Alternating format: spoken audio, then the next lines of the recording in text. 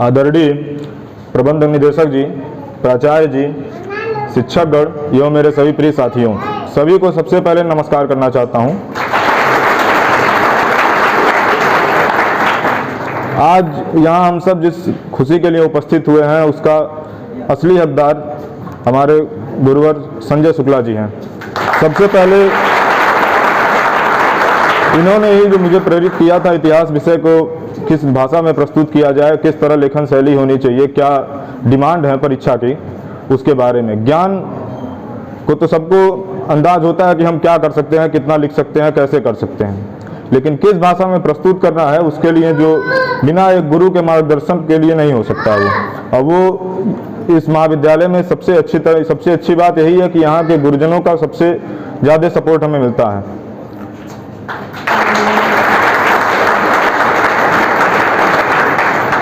यहाँ का हर स्टाफ, चाहे वो शैक्षणिक हो या गैर शैक्षणिक हो, किसी भी प्रकार की आपको समस्या नहीं होती।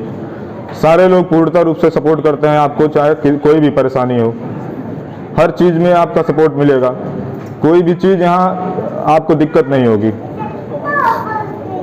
और जो यहाँ रही गोल्ड मेडल की बात, तो गोल्ड मेडल कोई बहुत बड़ी बात नहीं है। बात यह है कि आप जो चीज़ 2 साल लगातार अपने पोस्ट ग्रेजुएशन में पढ़ रहे हैं, अंतिम समय में उसी 3 घंटे में आप किस रूप से उसको प्रस्तुत कर सकते हैं। सबसे मुख्य बात यही है कि आपको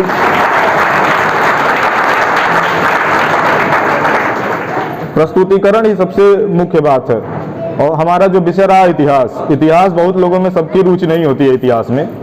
इतिहास काफ़ी लोग को बोरिंग लगता है, लेकिन हमारे जो इंटरेस्ट डेवलप हुआ वो माननीय संजय शुक्ला सर जी की वजह से हुआ।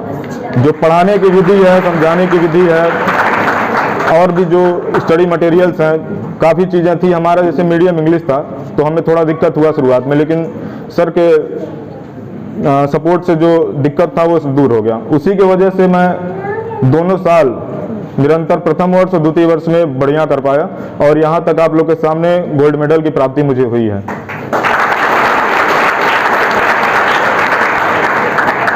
सबसे मेन बात तो यही है कि वहाँ प्रश्न पत्र बहुत लंबे होते हैं, समय आपके पास कम होता है और 3 घंटे में आपको लगभग 3000 शब्द लिखने होते हैं। और प्रश्न छूट गया, अगर एक भी प्रश्न आपसे छूट गया तो आप समझ लीजिए कि गोल्ड मेडल की रेस से आप बाहर हो गए। वहाँ आपको 2 साल यही समझना है कि किस प्रकार से हम लिखें। लिखने की जो आदत है वो होनी चाहिए कि आपको कम से कम 32 पेज की जो कॉपी होती है पूरी तरह से आप उसको लिख के आए, अच्छी तरह से भरना नहीं है उसमें, क्योंकि ये भरने वाला समय खत्म हो गया। अब कोई भी टीचर है वो पढ़ेगा, कंटेंट आपका क्या है, कंटेंट देखेगा। बिना कंटेंट के आपको नंबर नहीं मिलेगा। उसके तरह से आपको 4 फॉर्मेट में लिखिए, पहले उसका इंट्रोडक्शन दीजिए, फिर क्वेश्चन की डिमांड क्या है, क्वेश्चन का डिमांड बताइए, बॉडी लिखिए, उसके बाद क्या कंक्लूजन हो सकता है, चाहे आप इतिहास से विषय से हैं, भूगोल से हैं, किसी भी सब्जेक्ट से हैं। तो उसके सबसे पहले आपको सारी परिदृश्यों को वहाँ पे उतारना पड़ेगा कॉपी पे, कि जो एग्जामिनर है वो देखे कि बच्चा क्या लिखा है, इसको नंबर क्यों दें।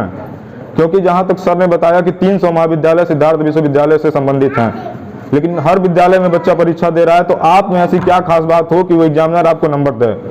कॉपी को उस हिसाब से लिखिए आप कि उसमें एग्जामिनर एक बार खुद सोचे कि बच्चा लिखा है, उसको नंबर दिया जाए, तभी आप गोल्ड मेडल का असली हकदार होंगे।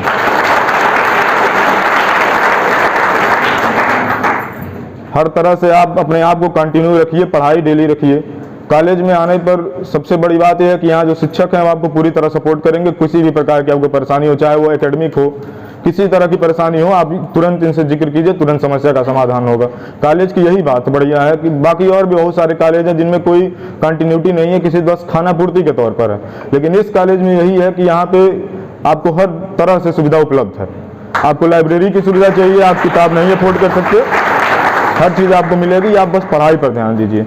और कोशिश यही कीजिए कि इस साल हम 2 लोगों ने गोल्ड मेडल लिया है, अगले साल और भी ज़्यादा संख्या बढ़े। इन्हीं बातों के साथ मैं अपनी बारी को विराम देता हूँ।